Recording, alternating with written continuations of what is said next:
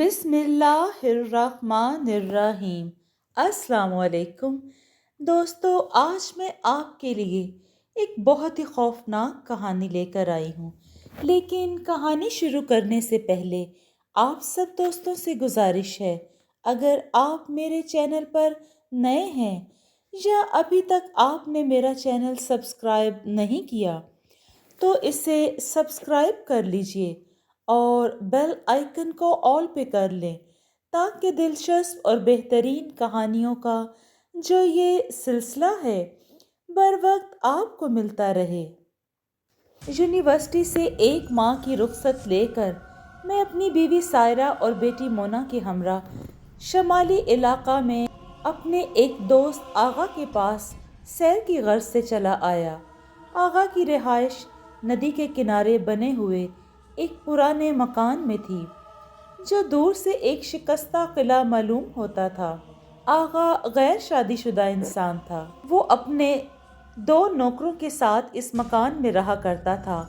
हम लोगों ने पहुंचकर एक कमरा आबाद कर दिया था। आगा बहुत खुश था कि आर्जी तौर पर ही सही, बहरहाल कुछ इसकी तन्हाई तो दूर हुई। रात का खाना खाने के बाद हम आगा के कमरे में बैठे इधर उधर की बातें कर रहे थे कि अचानक इस रात के असरार शुरू हो गए, जिसका तज़किरा मैं करने वाला हूँ। रात की इब्तिदा एक तूफ़ान से हुई थी। तूफ़ान की तेज़ी का अंदाज़ा लगाकर आगा ने उठकर कमरे के बैरूनी दरवाजे खिड़कियाँ बंद कर दी, लेकिन इसके बावजूद हमें ये महसूस होता रहा कि बाहर तूफान बढ़ता जा रहा है। इसी असना में तेज बारिश शुरू हो गई।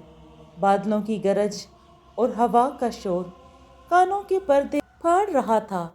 मेरी नन्ही सी बेटी मोना इन आवाज़ों से इतना डर गई कि वो सोफे से उठकर मेरी गोद में आ बैठी। मेरी बीवी खौफसदा नज़रों से मेरी तरफ देखने लगी। कोई 1 घंटा बाद तूफान और बारिश कम हो गई और हवा का शोर भी बंद हुआ, लेकिन इसके साथ अचानक मेरे कानों में एक अजीबोगरीब आवाज़ आई। एक बुलंद आवाज़, जैसे कोई शख्स जानकनी के आलम में बुरी तरह कराह रहा हो। आवाज़ में इतना दर्द और कर्ब था कि मैं चौंक सा गया, लेकिन अभी मैं आगा से कोई सवाल नहीं कर पाया था कि आगा ने खुद ही कहा, घबराओ नहीं, मकान के नज़दीक एक बहुत पुराना मसीही कब्रिस्तान है। ये आवाज़ अक्सर इसी तरफ से आया करती है। शुरू में इन आवाज़ों ने मुझे बहुत डराया था, लेकिन अब मैं इनका आदी हो चुका हूँ। आगा का जुमला ख़त्म होते ही ये आवाज़ भी बंद हो गई और माहौल पर एक भयानक खामोशी मुसल्लत हो गई। एक ऐसी खामोशी जिससे मेरी उलझन में और भी इजाफा कर हो गया। ऐसी उलझन और घबराहट में मैंने उठकर कमरे की खिड़की खोल दी। बाहर हल्की हल्की बारिश हो रही थी। मैंने खिड़की के नज़दीक खड़े होकर बाहर के माहौल का जायज़ा लेना चाहा। अचानक फ़ज़ा में एक नई किस्म की चीख बुलंद हुई और चीख के साथ यूँ महसूस हुआ जैसे एक साथ कई औरतों ने बैंड शुरू कर दिया हो। मैंने लपक कर अपनी टार्च उठाई और दरवाजे की तरफ बढ़ा। आगा मेरा इरादा भांप गया। इसने मुझसे कहा, ज़की, इतनी रात में कब्रिस्तान की तरफ जाना मेरे नज़दीक हमाकत है। मैं तोहमात को नहीं मानता। मैंने जवाब दिया, मैं इन आवाज़ों की हकीकत मालूम करके रहूँगा। जाहिर है कि आगा मुझे इस अंधेरी रात में कब्रिस्तान तन्हा जाने कैसे देता, इसलिए वो भी मेरे साथ हो लिया। 15 मिनट के अंदर हम अंधेरे रास्ते को टॉर्च के जरिए रोशन करते हुए कब्रिस्तान के अंदर दाखिल हो गए कि एक मर्तबा फिर वैसी ही आवाज़ हमारे कानों से टकराई। लेकिन इस मर्तबा आवाज़ हल्की थी, जैसे कोई हल्के हल्के सिसकियां भर रहा हो।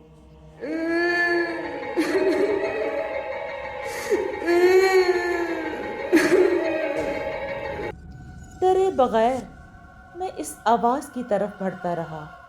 میں ڈرتا بھی کیوں؟ یونیورسٹی کا سائنس پروفیسر بھلا ان باتوں کا کیسے قائل ہو سکتا ہے؟ چند لمحوں بعد ہمیں دائرے کی شکل کی ایک منڈیر سی دکھائی دی، جس کے اندر زمین کے نیچے جانے والی ایک سیڑھی موجود تھی۔ میرا خیال ہے کہ آواز اسی جگہ سے آ رہی ہے، آغا نے کہا۔ ہاں، میرا بھی یہی خیال ہے، لیکن حیرت کی بات تو یہ تھی، قبرستان میں کس نے اس طرح منڈیر اور اندر سیڑھیاں لگائی ہوں گی، اور کیا مقصد تھا اس کا؟ ہم دونوں تجسس کے ہاتھوں مجبور ان سیڑھیوں سے نیچے اترنے لگے۔ تقریباً 12 سیڑھیوں کے بعد ہمیں لوہے کا ایک دروازہ دکھائی دیا، جو میرے دھکیلتے ہی اندر کی جانب کھل گیا۔ میں نے اپنی ٹارچ کی روشنی اندر پھینکی تاکہ اندر کا جائزہ لے سکوں۔ یہ ایک چھوٹا سا گنبد نما تہہ خانہ تھا، جس کے وسط میں لوہے کا ایک بہت بڑا تابوت پڑا تھا۔ چھت کے کنڈے سے ایک باریک سی زنجیر لٹک رہی تھی، جس کے آخری سرے پر ایک ڈبیا بندھی تھی۔ ڈبیا اور تابوت کے درمیان صرف 1 فٹ کا فاصلہ تھا۔ ایک ہی نظر میں نے یہ اندازہ کر لیا کہ کمرے کی دیواریں بوسیدہ ہو چکی ہیں اور جگہ جگہ مکڑی کے بڑے بڑے جالے لٹک رہے تھے، جو اس چیز کا ثبوت تھا کہ یہاں ایک عرصے سے کوئی انسان داخل نہیں ہوا۔ لیکن سمجھ نہیں آ رہا تھا اور حیرانگی بھی تھی کہ آخر یہ نیچے کمرہ اور اس کے اندر تابوت، یہ کیا ماجرا ہے؟ ہم دونوں دبے پاؤں کمرے میں داخل ہو گئے اور تابوت کے نزدیک پہنچ گئے، اور پھر جیسے ہمارے پیر 100 من کے ہو گئے ہوں، کیونکہ ہم نے محسوس کیا کہ کمرے میں کوئی نہ دکھائی دینے والا انسان زور زور سے سانس لے رہا ہے۔ اس کی سانس کی یہ آواز بتدریج تیز ہوتی گئی، بالکل ایسی آواز تھی جیسے کوئی شخص لمبی دوڑ کے بعد ہانپنے لگے۔ اور پھر ایک چیخ گونجی، ایک دل سوز انسانی چیخ، ایک ایسی چیخ جس نے ہمارے دلوں کو ہلا کر رکھ دیا۔ چیخ کے ختم ہوتے ہی ہمیں گڑگڑاہٹ سنائی دی، اور پھر اگلے لمحے پتھر کی ایک بڑی سل چھت سے نکل کر ہمارے قدموں کے نزدیک آ گری، اتنی نزدیک کہ اگر میں آغا کو اپنی طرف گھسیٹ نہ لیتا تو یہ سل اس کا بھیجا نکال دیتی۔ ابھی ہم دونوں سنبھلنے بھی نہ پائے تھے کہ دوسرا پتھر گرا، پھر تیسرا پتھر۔ ہم گھبرا کر دروازے کی طرف بھاگ کھڑے ہوئے، لیکن میری حیرت کی انتہا نہ رہی جب میں نے یہ دیکھا کہ دروازے کو ہم محض چند منٹ پہلے کھلا چھوڑ کر آئے تھے، نہ صرف یہ کہ بند ہے، بلکہ اس طرح بند ہے جیسے کسی نے اسے باہر سے کنڈی لگا کر تالا ڈال دیا ہو۔ صورتحال اتنی بھیانک تھی کہ میرے منہ سے چیخ نکل گئی۔ ہم اس زمین دوز کمرے میں قید ہو کر رہ گئے تھے۔ چند منٹ تک چھت سے پتھر گرتے رہے، پھر ہمارے دیکھتے ہی دیکھتے پتھروں کی یہ بارش بند ہو گئی۔ یہ دیکھنے کے لیے چھت کس جگہ سے ٹوٹی ہے، میں نے ٹارچ کی روشنی چھت پر پھینکی، اور پھر میرا خون رگوں میں جمنے لگا۔ چھت میں نہ کوئی سوراخ تھا اور نہ ہی کوئی پتھر اب فرش پر موجود تھا۔ کمرے کے وسط میں تابوت اسی طرح موجود تھا، زنجیر اسی طرح لٹک رہی تھی، اور آوازیں اسی طرح آ رہی تھیں۔ لیکن اب ان آوازوں کو سن کر ایسا محسوس ہوتا تھا کہ جیسے کوئی نیند میں خراٹے لے رہا ہو۔ میری آنکھوں نے اب تک جو کچھ دیکھا اور کانوں نے جو کچھ سنا، ذہن اسے ماننے کے لیے تیار نہیں تھا۔ میں نے سوچا، ہو سکتا ہے یہ سب میرا وہم ہو۔ اگر چھت سے واقعی پتھر گرے تھے تو آخر یہ سب پتھر کہاں چلے گئے؟ میں نے فیصلہ کر لیا کہ میں اس تابوت کا ڈھکن کھول کر رہوں گا۔ لیکن ابھی میں نے اس آہنی تابوت کو صرف چھوا ہی تھا کہ کمرے میں دوبارہ ایک دل خراش انسانی چیخ بلند ہوئی۔ میں گھبرا کر پیچھے ہٹ گیا۔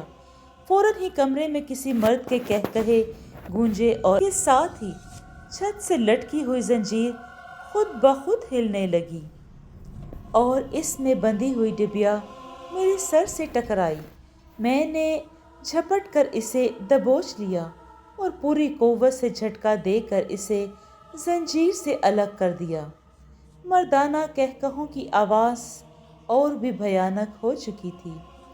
آغا ایک مرتبہ پھر دروازے کی طرف لپکا اور اسے پیٹنے لگا، لیکن یہ سب ہماری دیوانگی ہی تھی، کیونکہ اس سینکڑوں سال پرانے قبرستان میں اس وقت کسی کے ہونے کا سوال ہی نہ تھا۔ کافی دیر تک ہم دونوں مدد کے لیے چیختے رہے اور پھر تھک ہار کر دروازے سے الگ ہو کر کھڑے ہو گئے۔ اب ہم اس کمرے کی دیوار کے ساتھ ٹیک لگائے بیٹھے تھے۔ میں اس وقت کو کوس رہا تھا جب میں نے ان آوازوں کی حقیقت جاننے کے بارے میں سوچا۔ چند منٹ بعد کہے مدھم سی کراہ میں تبدیل ہو گئے اور جیسے پھر ہماری جان میں جان آئی، لیکن اس کے باوجود ہم تھر تھر کانپ رہے تھے۔ خوف سے ہمارا حلق خشک ہو چکا تھا۔ ہلکی آوازیں مسلسل آ رہی تھیں۔ کمرے میں یک بستہ ٹھنڈک رچی تھی۔ آج بھی مجھے یہ رات یاد آتی ہے تو میرے جسم کے رونگٹے کھڑے ہو جاتے ہیں۔ میں ایک سائنسدان ہوں، میں مافوق الفطرت طاقتوں پر یقین نہیں رکھتا، لیکن میں سچ کہتا ہوں کہ جو مناظر میں نے اس رات دیکھے، انہیں اپنی زندگی کی کسی ساتھ میں بھی فراموش نہیں کر سکتا۔ میں نے دیکھا کہ رات کے 12 بجتے ہی اس زمین دوز کمرے میں ہلکی ہلکی زرد روشنی پھیلنے لگی اور پھر دیکھتے ہی دیکھتے اس روشنی نے ایک انسانی ہیولے کی شکل اختیار کر لی، جس کے سر پر قدیم زمانے کی ایک ٹوپی رکھی تھی۔ چند منٹ تک یہ ہیولہ تابوت کے اوپر حرکت کرتا رہا۔ اچانک دوبارہ کہے بلند ہوئے۔ میں خوف زدہ ہو کر بغل میں کھڑے ہوئے آغا کی طرف دیکھا۔ اس کی حالت مردوں کی سی ہو چکی تھی۔ خوف سے اس کی پتلیاں پھیل چکی تھی، چہرہ سپاٹ اور بے جان سا ہو چکا تھا۔ وہ کچھ بھی بولنے اور شاید سمجھنے کی ہمت اور طاقت کھو چکا تھا۔ میرے دیکھتے ہی دیکھتے اس کا جسم ڈھیلا ہوا اور وہ فرش پر گر پڑا۔ اس کے منہ سے جھاگ بہہ رہے تھے۔ میں نے تابوت کی طرف دیکھا۔ روشنی کا وہ ہیولہ اب تابوت سے اتر کر میری طرف بڑھ رہا تھا۔ خوفناک چیخیں میرے نزدیک ہو رہی تھیں۔ میں سنبھلنے کی بہت کوشش کی، لیکن جیسے میرے پیروں نے جواب دے دیا ہو اور میں اوندھے منہ فرش پر گر پڑا۔ میں یہ قبول کرتا ہوں، میں کتنا بھی بہادر تھا، حقیقت پسند تھا، ان چیزوں پر بلیو نہیں کرتا تھا، لیکن اس کے باوجود اس رات میں بہت زیادہ خوف زدہ تھا۔ خوف کے مارے میری بھی گھگی بندھی ہوئی تھی۔ بے ہوش ہونے کے بعد جب میری آنکھ کھلی تو صبح ہو چکی تھی۔ میں اس تہہ خانے کے فرش پر پڑا تھا۔ چاروں طرف ایک پراسرار خاموشی طاری تھی۔ آغا بھی ابھی تک بے ہوش تھا۔ میں نے اسے جھنجھوڑا تو وہ آنکھیں ملتا ہوا اٹھ بیٹھا۔ اچانک مجھے رات کے واقعات یاد آ گئے۔ دن کی اس مدھم روشنی میں مجھے رات والے سارے مناظر ایک خواب یا خیال کی طرح محسوس ہوئے۔ میں نے پھر ڈرتے ڈرتے تابوت کو چھو کر دیکھا۔ اب اس میں سے کوئی آواز نہیں آ رہی تھی۔ وہم، سراسر وہم۔ میں نے رات والے واقعات پر دل ہی دل میں تبصرہ کیا اور پھر تابوت کے قریب کھڑے ہو کر اس کا ڈھکن اٹھا دیا۔ میری اس حرکت پر آغا اتنا خوف زدہ ہوا کہ ایک مرتبہ پھر اس کے حلق سے چیخ نکل گئی، لیکن اس بار وہ بلا وجہ چیخا تھا۔ تابوت میں پڑی ہوئی لاش کا پنجر बिल्कुल खस्ता हो चुका था। सिर्फ खोपड़ी असली हालत में मौजूद थी और पसलियां, हाथ की हड्डियां राख बन चुकी थी। मैंने ताबूत बंद कर दिया। मेरा ख्याल है रात को हमने कोई ख्वाब देखा था, मैंने आगा से कहा, क्योंकि इस पुरसरार माहौल का खौफ शायद हमारे जहनों पर तारी हो चुका था। तुम बकवास करते हो। भला ये कैसे मुमकिन है कि दोनों को एक ही तरह का ख्वाब दिखाई दे? मैं खामोश हो गया क्योंकि आगा के इस सवाल का मेरे पास कोई जवाब नहीं था और ना मैं कोई वजाहत दे सका। अचानक ही मेरी नज़रें उस आहनी दरवाजे की तरफ उठीं। दरवाज़ा पाटों पाट खुला हुआ था। ताबूत पर आखिरी नज़र डालते हुए हम दोनों भागते हुए तह खाने से बाहर निकल आए। बाहर सुनहरी धूप फैल चुकी थी। दरवाजे के करीब मकबरे की दीवार पर एक पत्थर लगा था। सरदार खाकान, जो अपनी ज़िंदगी में इतना बड़ा बदकार और उतना ही खबीस था कि गांव वालों ने दूसरे गांव के सरदार की मदद लेकर इसको और इसके पूरे ख़ानदान को कत्ल करवाया और मज़लूम लोगों को इसकी खबासत से निजात दिलाई थी। जब हम मकान पर पहुँचे तो दिन के 9 बज चुके थे। मेरी बीवी सायरा दीवानों की तरह सहन में फिर रही थी। फिर मुझे देखते ही वो मेरी तरफ लपकी, लेकिन दूसरे ही लम्हे इसके मुंह से एक भयानक चीख निकल गई। क्या हुआ? मैंने घबरा कर पूछा। ये आपके बालों को क्या हुआ? सायरा चिल्लाई। मैंने सर पर हाथ फेरा। बाल तो सर पर मौजूद थे। आपके बाल सफ़ेद हो चुके हैं। सफ़ेद? सायरा दोबारा चीखी। मैं डर कर आका के कमरे में दाखिल हुआ। कद आदम आईने के सामने पहुंचते ही मैंने खुद भी देख लिया कि मेरे सर के तमाम बाल सफ़ेद हो चुके हैं। मैंने आगा की तरफ देखा। इसके सर का एक बाल भी सफ़ेद नहीं हुआ था। मैं आगा और वो मेरी तरफ देखता रहा। फिर बोला, ज़की, तुमने ताबूत का ढक्कन खोलकर अच्छा नहीं किया। यकीनन रात की तारीकी में कराहने वाली रूह अब तुमसे इंतकाम लेगी, वरना ये बिल्कुल नामुमकिन है कि तुम्हारे बाल सफ़ेद हो जाते और मेरे ना होते। सायरा ने मुझसे बहुत पूछा कि रात हम दोनों कहाँ रहे, लेकिन मैंने इसे कोई तफसील नहीं बताई। बस बहाना कर दिया क्योंकि मैं बिला वजह इसे डराना नहीं चाहता था। अब मैं इस रूह से डर चुका था। मैं खुद नहीं जानता था कि रूह का राज फाश होकर फैले और वाकई वो मुझसे इंतकाम लेने के लिए ताबूत से बाहर निकल आए। मैं बयान नहीं कर सकता। सिर्फ एक रात के अंदर अपने स्याह बालों को सफ़ेद देखकर मेरे दिलो दिमाग की क्या हालत थी। एक मर्तबा फिर फिल्म की तरह मनाजिर मेरी नज़रों के सामने से गुज़र गए। फिर आगा ने मुझे बहुत रोका, लेकिन मैं दोपहर से पहले ही लौट गया। एक हफ्ता बाद मैंने अपनी छुट्टी खुद ही ख़त्म कर दी। मैं चाहता था कि यूनिवर्सिटी जाकर मसरूफियतों में इस रात के वाक़या महफ हो जाएं। चुनाचा मैं मामूल के मुताबिक लेक्चर देने यूनिवर्सिटी जाने लगा। ज़िंदगी के मामलात दोबारा शुरू हो गए और धीरे धीरे ताबूत वाले तह खाने को मैं भूलने लगा। एक दिन शाम के वक्त हम अपने मकान के सहन में चाय पी रहे थे। अचानक मेरी 6 साला मोना उठकर बालाई कमरे की तरफ जाने लगी। पूछने पर इसने कहा, मैं अपना हवाई जहाज़ लेने जा रही हूँ बाबा, जो आपने मुझे सालगिरह पर ला के दिया था। हवाई जहाज़ लेकर मोना 15 मिनट बाद भी वापस नहीं आई। यहाँ तक कि 1 घंटा गुजर गया। मुझे और सायरा को बाज़ार जाना था, इसलिए मैंने सायरा से कहा कि ऊपर जाकर मोना को बुला लाओ। वो गालिबन अपने खिलौनों से वहीं खेलने लगी होगी। सायरा मेरे कहने पर ऊपर गई, लेकिन चंद लम्हों बाद ही वो दीवानों की तरह सीढ़ियों से उतरकर मेरे पास आई और खौफजदा लहजे में बोली, मोना ऊपर नहीं है, मैंने पूरा घर देख डाला। और ऊपर सिर्फ एक ही कमरा था।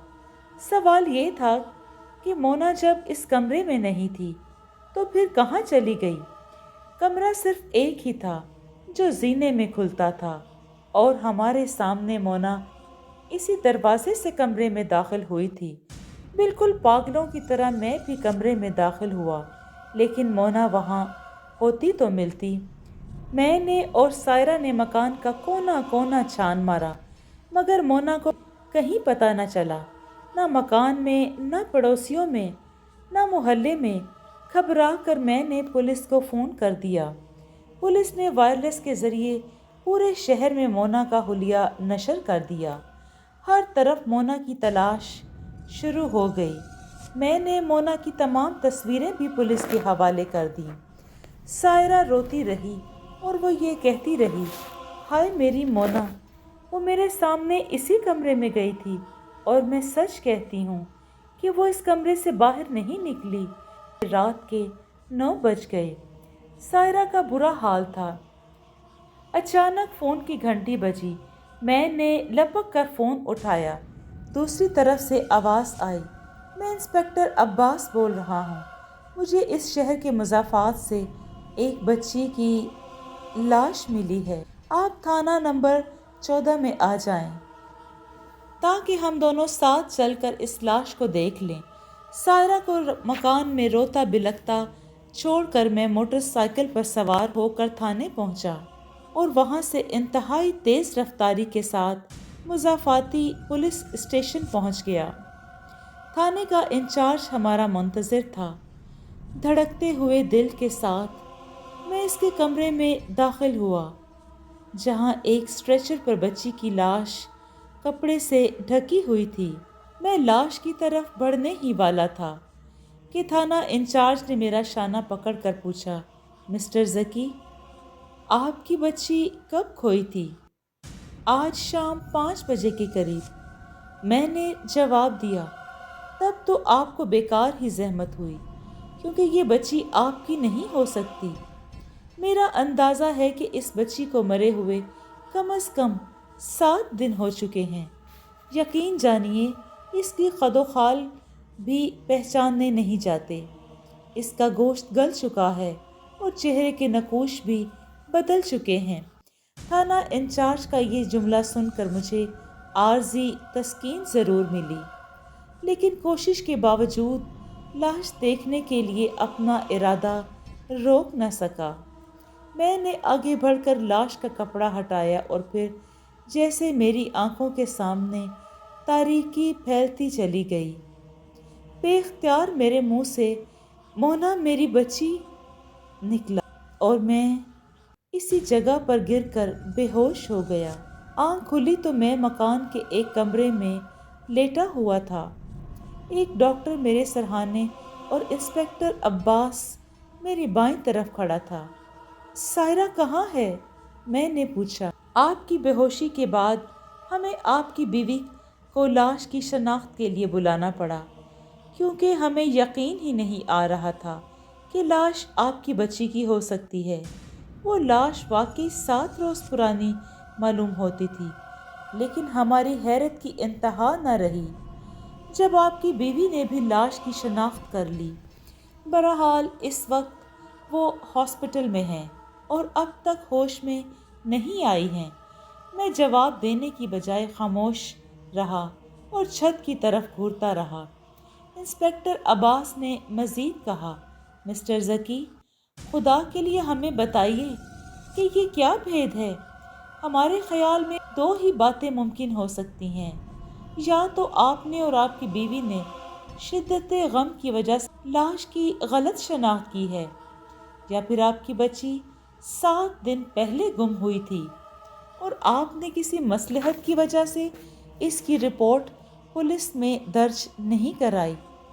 हम लाश का पोस्टमार्टम भी करा चुके हैं। डॉक्टर भी तस्दीक कर चुका है कि लाश कम से कम 7 दिन पुरानी है। मौत दिल की हरकत बंद होने की वजह से हुई और लाश पर किसी चोट या मारपीट का निशान भी मौजूद नहीं है। इंस्पेक्टर अब्बास ने हल्की आवाज़ में कहा, मैं सिर्फ इतना जानता हूँ کہ وہ لاش مونا کی تھی اور مونا آج شام کو 5 بجے تک میری نگاہوں کے سامنے تھی۔ یہ سب باتیں میں انسپکٹر کو بتا رہا تھا جبکہ میری نظریں چھت پر مسلسل ٹکی ہوئی تھیں۔ 1 گھنٹے کے اندر ہاسپٹل سے سائرہ کے بارے میں خبر آ گئی کہ سائرہ بے ہوشگی کی حالت میں ہی اس دنیا کو چھوڑ چلی گئی تھی۔ مونا کے بعد سائرہ کا غم میرے لیے ناقابل برداشت تھا۔ میں دھاڑے مار مار کر رونے لگا۔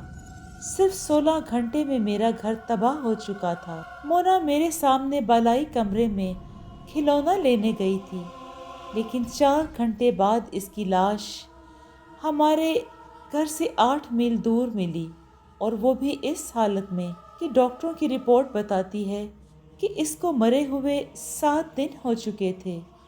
سائرہ بے ہوش ہوئی تو پھر اس کی آنکھ قیامت تک کے لیے بند ہو گئی۔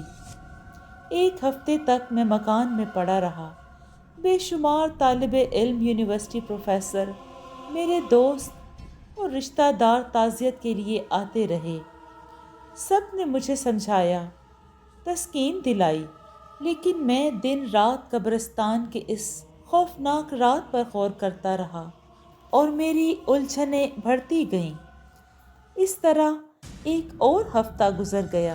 ایک دن شام کو ٹھیک 5 بجے، جب مکان میں میرے علاوہ کوئی اور نہیں تھا، میں نے اس بالائی کمرے میں جہاں سے مونا گم ہوئی تھی شور کی آواز سنی۔ ایسا محسوس ہوا جیسے کوئی پلنگ گھسیٹ رہا ہو۔ میں لپک کر صحن میں آیا اور اوپر جانے کا فیصلہ کر ہی رہا تھا کہ اچانک کسی نے بستر لپیٹ کر باہر پھینک دیا۔ میں لپک کر صحن میں آیا اور اوپر جانے کا فیصلہ کر ہی رہا تھا، اچانک کسی نے بستر لپیٹ کر باہر پھینک دیا۔ میں سیڑھیوں کی طرف بھاگا، لیکن ابھی میں نے پہلی سیڑھی پر قدم رکھا تھا کہ اوپر سے پلنگ بھی لڑکا دیا گیا، اور پھر جیسے پورے کمرے میں رکھی ہوئی چیزوں کی بارش سی ہونے لگی۔ کپڑے، ٹیبل، لیمپ، میز، کرسیاں، جوتے، کتابیں، کھلونے سب نیچے آ کر برسنے لگے۔ میں صحن میں کھڑا آنکھیں پھاڑ پھاڑ کر بالائی کمرے کے دروازے کی طرف دیکھتا رہا۔ ایسا معلوم ہوتا تھا جیسے کوئی غصے میں پاگل ہو کر ہر چیز کو تہس نہس کر دینا چاہتا تھا۔ پھر تھوڑی دیر بعد چیزوں کی بارش کا برسنا بند ہوا۔